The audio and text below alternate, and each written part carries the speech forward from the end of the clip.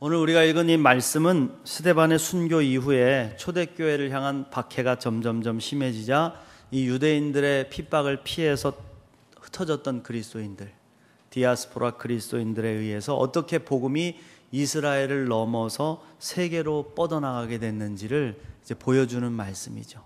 그리고 오늘 말씀을 통해서 비로소 제자들이, 믿는 사람들이 그리스도인이라는 칭함을 받기 시작했다. 이제 그런 역사가 나타나고 있습니다. 초대교회에는 복음을 받아들인 유대인들이 있었고요. 그리고 헬라 문화 지역에서 살아가다가 유대 다른 지역, 외부 지역에서 살다가 다시 고향으로 돌아와서 예루살렘에서 복음을 받아들인 헬라파 유대인들이 있었습니다. 어찌되었든지 간에 이 사람들도 유대인들이었기 때문에 복음이 자기들에게 전파되는 것에 대해서는 큰 거부감이 없었던 것으로 보입니다. 유대인들, 우리는 어차피 선민들이고 하나님이 택하셔서 예수님 보내서 구원하는 거 당연하다. 그런데 그들은 여전히 이방인에게 복음이 전파되는 것은 반대하는 입장에 서 있었어요. 이해를 하지 못했어요. 이걸 분명하게 알 수 있는 것이 바로 베드로의 환상 이야기입니다. 사도행전 우리가 읽은 11장 앞장 10장에 보면 이방인 백부장 고넬료의 이야기가 나와요. 이 사람이 이방인인데 믿음이 좋았다는 것이죠. 경건하게 기도 생활을 잘하는 사람인데 환상을 보게 되는 겁니다. 바로 욥바에서 사역하고 있는 베드로에게 사람을 보내서 그를 불러와서 만나라, 이런 천사의 음성을, 메시지를 받게 된 겁니다. 그래서 고넬료가 그 메시지에 순종해서 사람을 보내서 베드로를 청하러 갔어요. 근데 그때 베드로도 환상을 보게 됩니다. 하늘이 열려지면서 갑자기 커다란 보자기 같은 그릇이 내려오는 거예요. 하늘에서 막 내려오는데 거기에 온갖 징그러운 생물들이 담겨 있어요. 막 기어다니는 거, 발로 막 기어다니는 모든 것들이 담겨 있는데 글쎄 그것을 잡아먹어라, 이런 음성이 들리는 겁니다. 베드로가 볼 때 보기에도 끔찍하고 또 이거 징그럽고 또 부정한 것이니까 저는 먹을 수 없습니다. 계속 거부한 거죠. 그런데 3번에 걸쳐서 같은 일이 반복되면서 내려오더니 말씀하시기를 하나님께서 깨끗하게 하신 것을 네가 속되다 하지 말라, 그런 음성을 듣게 되는 거죠. 바로 이방인에 대한 말씀이에요. 하나님이 저들을 향한 구원의 계획이 있고 저들을 정결케 하시려는 뜻이 있는데 네가 속되다고 가로막지 말라는 것이죠. 결국 베드로는 성령의 음성에 순종하고 고넬료가 보낸 사람들을 만나서 고넬료의 집으로 가게 됩니다. 갔더니 유대인이 이방인의 집에 들어가는 것도 불편한 일인데 그 집에 들어가 보니까 고넬료 가족만 있는 게 아니에요. 거기에 막 친척들도 모여 있고 가까운 친구들까지 다 불러가지고 막 가득 채워놓은 거냐. 이거 얼마나 여러분 마음이 불편했겠습니까? 부담스럽지요. 베드로는 성령의 음성을 쫓아 그들에게 복음을 전했습니다. 그런데 어찌 된 일인지 성령이 역사하시니까 방언이 터지고 놀라운 은혜의 역사가 일어나 거기에 모인 모든 사람들이 복음을 받아들이고 세례를 받고 개종하는 역사가 일어난 줄로 믿습니다, 여러분.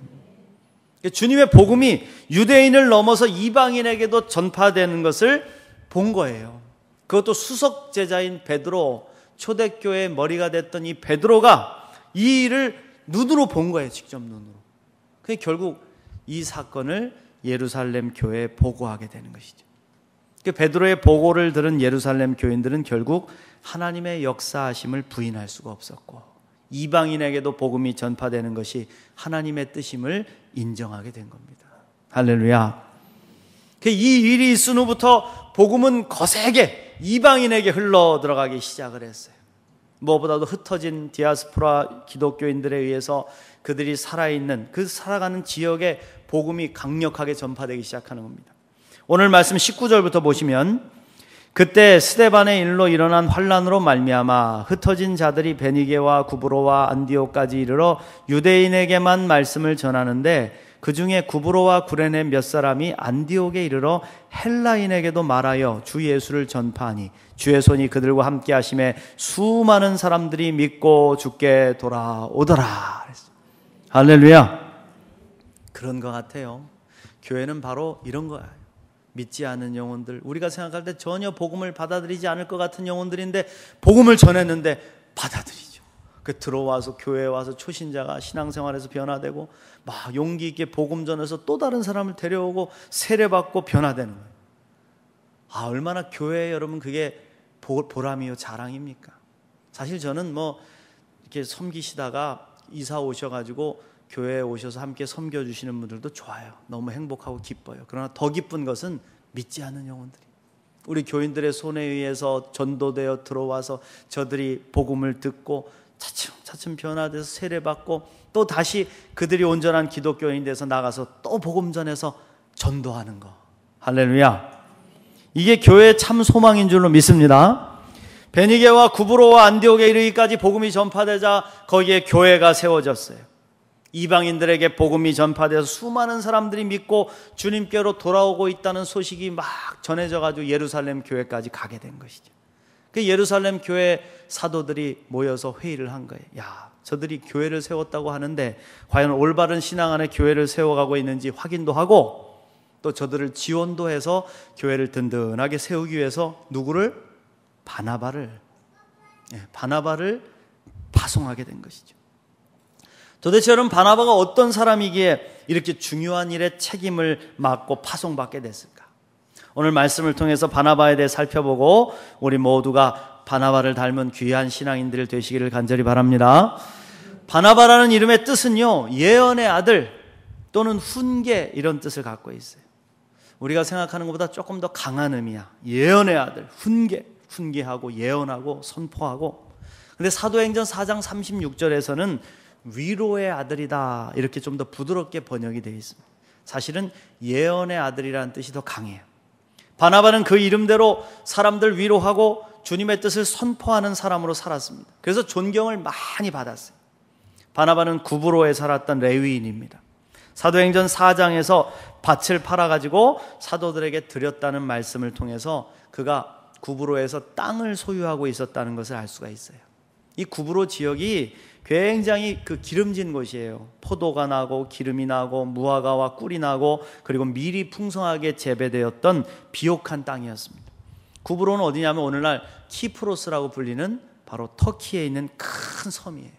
갔다 오신 분들도 있을 겁니다. 이 섬에 큰 땅을 가지고 있었으니까 그 밭에서 나는 수익으로 꽤 여유 있게 살 수 있었던 사람이 바로 바나바였습니다. 본래 그의 이름은 요셉이죠. 그런데 그의 이름을 사도들이 바나바라 이렇게 불렀다는 거예요. 사도행전 4장 36절 말씀에 보면 구브로에서 난 레위족 사람이 있으니 이름은 요셉이라 사도들이 일컬어 바나바라 번역하면 위로의 아들이라 그랬어요. 할렐루야. 원래 요셉이라는 이름을 가졌는데 바나바가 위로를 잘하고 사람들을 섬기고 그렇게 하는 모습들을 보니까 너무 좋아서 바나바다 위로의 아들이다 그렇게 불렀다는 거예요. 바나바는 자기가 소유한 모든 것을 팔아서 교회 앞에 내놨습니다.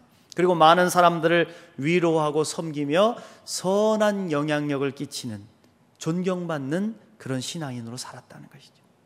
그런데 여러분 우리가 영향을 받을 때 잘 받아야 됩니다. 속을 영향을 받아야 되는데 겉만 영향을 받으려고 하는 사람이죠.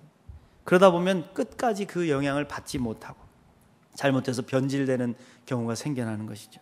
바나바의 이 모습에 감동을 받아서 많은 사람들이 그를 따라 헌신했어요. 근데 그때 아나니아와 삽비라 부부가 이 행위를 보면서 질투를 느끼는 겁니다.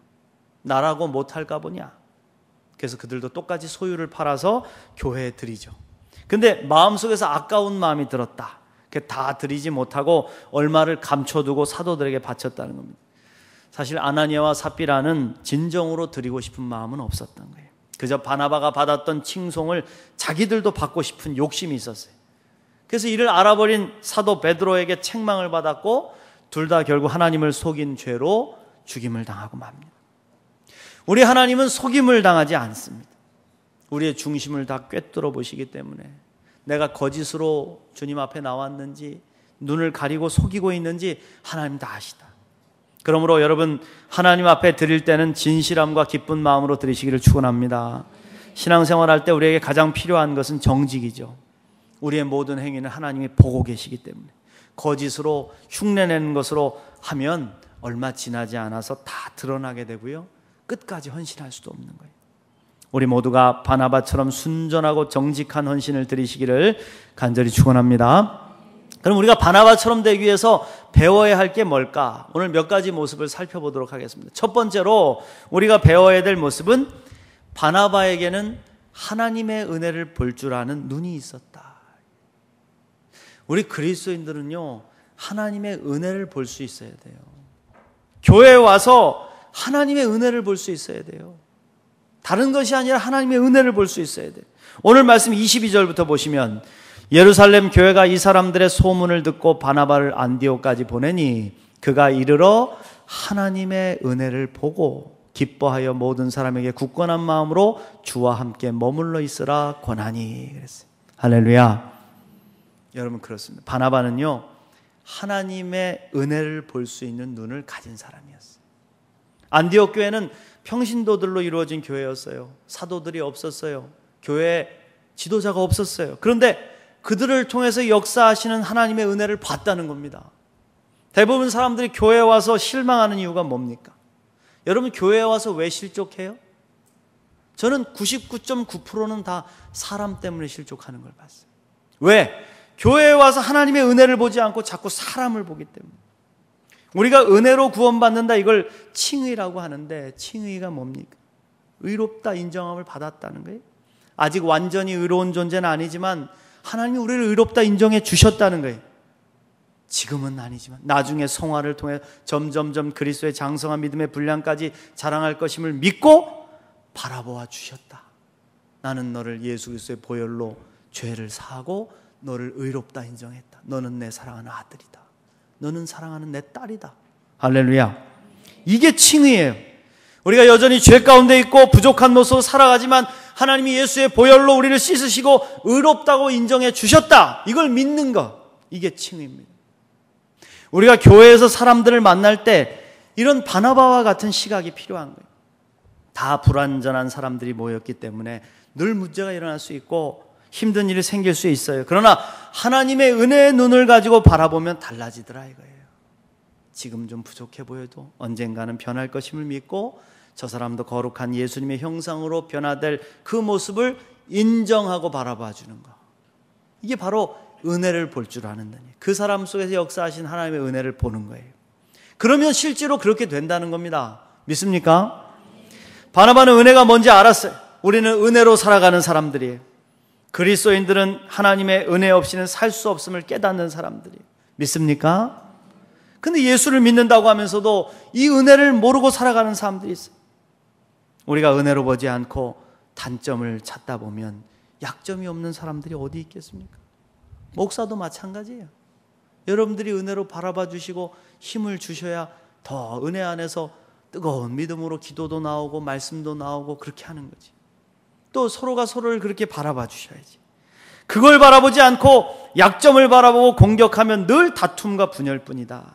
그러나 하나님의 은혜를 붙잡으면 달라지는 거예요. 나의 연약함도 깨닫고 상대방의 연약함도 깨닫기에 주여 은혜를 더하여 주시옵소서. 그러면 끝나는 것이죠. 할렐루야. 바나바가 그랬다 이겁니다, 여러분.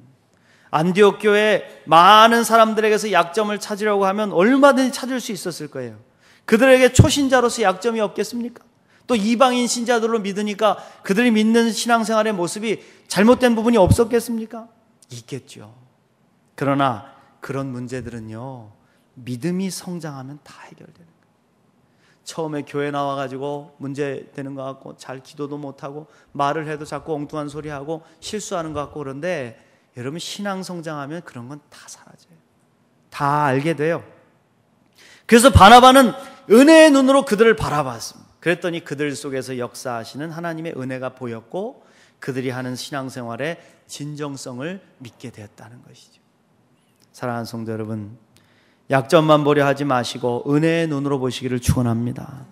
약점만 바라보면 온 세상이 병든 세상이고 나 자신도 병든 사람이에요. 온전한 것이 어디 있겠습니까? 세상에 의인은 없습니다. 하나도 없어요. 그러므로 은혜의 눈을 가집시다. 바나바와 같이 하나님의 은혜를 볼 수 있는 믿음의 눈이 열리시기를 간절히 축원합니다. 두 번째로 바나바는 깊은 영성을 가진 사람이었다. 여러분 신앙인들은요 영성이 깊어야 돼. 외모는 좀 부족해도 돼요. 실력이나 능력은 좀 없어도 돼요. 그러나 영성이 없으면 그리스도인으로서 가치가 없는 거예요. 신앙인들은 무엇보다도 영성이 깊어야 돼요. 세상적으로 발달하고 지혜로운 것은 신앙 안에서 아무런 쓸모가 없어요. 세상 자랑 아무리 해봐야 신앙 안에서 별 도움이 안 돼요. 우리 신앙인은 영성이 깊어야 돼요. 오늘 말씀 24절부터 보시면 바나바는 착한 사람이요 성령과 믿음이 충만한 자라 이에 큰 무리가 죽게 더하더라. 할렐루야. 여러분 그렇습니다. 바나바는 성령과 믿음의 뿌리가 깊은 사람이었어요. 한마디로 얘기해서 영성이 깊은 사람이었다. 영성이 깊은 사람 곁에는 항상 많은 사람들이 모이게 돼 있어요. 함께 있으면 안정적이고 편하기 때문에 구역장을 맡아도 구역이 부흥하고 또 그 사람이 어떤 일을 감당하든지 간에 사람들이 모여. 왜? 영성이 깊기 때문에. 영성이 뭡니까? 얼마나 내가 예수님께 깊이 뿌리를 내리고 있느냐, 얼마나 내가 주님의 말씀에 깊이 뿌리를 내리고 살아가느냐, 영성을 나타내는 지표예요. 우리가 예수님께 주님의 말씀에 깊이 뿌리를 내리고 있으면 어떠한 풍랑이 찾아와도, 삶의 고난이 찾아와도 넘어지지 않습니다. 주님이 우리를 붙잡아 주시기 때문에. 그러나 예수님께 뿌리 내리지 않고 세상에 뿌리 내리고 외향적으로 집착하게 되면 풍랑이 일면 다 넘어지게 돼 있어요. 수십 년 예수 믿어도요, 영성 깊지 못하면 한마디로 그냥 실족해 넘어집니다. 그리고 일어나지 못해요. 내가 얼마나 예수 그리스도를 의지하고 있는가, 내가 얼마나 주님께 깊이 뿌리를 내리고 있느냐, 내가 얼마나 주의 말씀에 깊이 뿌리를 내리고 그 말씀에 순종하는 삶을 살고 있느냐, 이게 바로 중심에 있는 영성입니다. 신앙의 뿌리를 얼마나 깊이 내리고 있는가. 우리의 인격이 바나바처럼 그렇게 성령과 믿음으로 충만해야 된다. 그러면 성령과 믿음의 충만한 무게가 우리를 쓰러지지 않도록 지켜준다는 거예요. 믿습니까? 바나바는 성경 읽어보시면 알겠지만 단 한 번도 실족했다든가 시험에 들었다는 이야기를 들어본 적이 없습니다. 바나바는 교회에서 늘 어려운 일을 도맡아 하는 사람이었어요. 한마디로 설거지꾼이었어요. 안디옥 교회 이방인들이 복음을 듣고 구원받았다는 이야기를 듣고 모두들 혼란스러워할 때 바나바는 대표자가 돼서 그곳으로 갔습니다. 여러분, 이게 자기 생업이 있고 가족이 있고 뭐 해야 될 일들이 많은데 그거 다 버려두고 이런 귀찮은 일들을 하러 간다는 게 쉬운 일 같습니까? 가서 거기에 1년을 머무르면서 안디옥 교회를 세워가는데 후에 바울을 데리고 와서 함께 사역함으로써 안디옥 교회를 더 부흥케 시킨 거죠. 또 최초로 선교사를 파송하는 위대한 교회로 안디옥 교회를 우뚝 세운 것입니다. 또 바나바는 바울과 함께 선교여행을 하는 도중에 조카인 마가 요한을 함께 데리고 갔어요. 후에 바울과 마가가 사이가 벌어져서 결별을 하게 돼. 아마 유대인들은 예수님을 영접하고 세례받고 그리스도인이 될 때 다 세례받은 사람들 다 할례를 받았는데 이방인들도 할례를 받아야 된다, 이 문제를 가지고 싸웠던 것 같아요. 그래서 결국은 마가 요한은 1차 여행 때 결별하고 떠나버렸어요. 그때도 바울을 원망하거나 시험 들지 않았어요. 왜? 바나바의 조카였거든요, 마가 요한이. 자기 조카하고 사이가 안 좋아졌으면 우리 인간적인 마음 같으면 함께 미워할 수도 있어요. 그러나 바나바는 바울을 끝까지 존경합니다. 바나바는 한결같았습니다. 그 이유가 뭐겠습니까? 뿌리 깊은 영성이 있었기 때문에. 사랑하는 성도 여러분, 우리 모두가 바나바처럼 깊은 영성의 사람이 되시기를 축원합니다. 뿌리 깊은 나무처럼 흔들리지 않는 모습으로 교회와 성도들을 섬기고 감동시키는 저와 여러분 되시기를 간절히 축원합니다. 마지막으로 바나바는 사람을 키우고 세울 줄 아는 사람이었다. 여러분, 우리가 그리스도인이 됐다면, 예수님의 제자가 됐다면 우리도 사람을 키우고 세우는 일을 해야 돼요. 내 평생에 단 한 영혼이라도 변화시켜서 구원시키고 저를 온전한 그리스도인으로 세울 수 있다면 여러분에게 주님 앞에 설 때 부끄럽지 않을 거예요. 우리 예수님 12명 제자 세웠어요. 그 중에 1명 배신했어요. 그리고 11명 놓고 가셨는데 그 11명이 세상을 뒤집어 엎었어요. 우리 교인들이 250명, 300명 정도 되는데 이분들이 단 한 명이라도 1년에 가슴에 품고 기도하고 저를 전도해서 변화시켜서 교회 데리고 와가지고 섬겨주고 저를 온전한 기독교인으로 변화시킬 수 있다면 여러분 얼마나 좋겠습니까? 교회 부흥, 배가 되는 거 되게 쉬운 거예요, 여러분. 우리가 한 명만 감당할 수 있다. 여기 지금 바나바는 사울을 변화시켰어요. 그래서 그가 위대한 사도가 될 수 있는 길을 열었습니다. 그리스도인들을 죽이러 다녔던 사울이 갑자기 다메섹 도상에서 예수님을 만나서 변화됐다는데 눈이 멀었대더라. 근데 어디 잠깐 가서 뭐 기도하고 왔다는데 돌아왔다는데 막 갑자기 예수를 전하고 당한대더라. 사람들이 아이고야 사람이 쉽게 변하냐, 난 믿을 수 없어, 그런 거예요. 사도행전 9장 26절에 보면 사울이 예루살렘에 가서 제자들을 사귀고자 하나 다 두려워하여 그가 제자됨을 믿지 아니했다 그랬습니다. 믿는 사람들을 핍박하던 사울의 모습이 잊혀지지 않았어요. 믿지 않았어요. 그래서 많은 사람들이 사울을 피하고 두려워했어요. 근데 바나바는 사울을 믿어준 거예요. 바나바가 직접 나서서 자기들과 마찬가지로 바울도 은혜를 받았다고, 구원의 은혜를 받은 사람이라고, 그리고 그가 예수님을 전하고 다니는 사람이라고 그렇게 변호를 해줬다 이겁니다.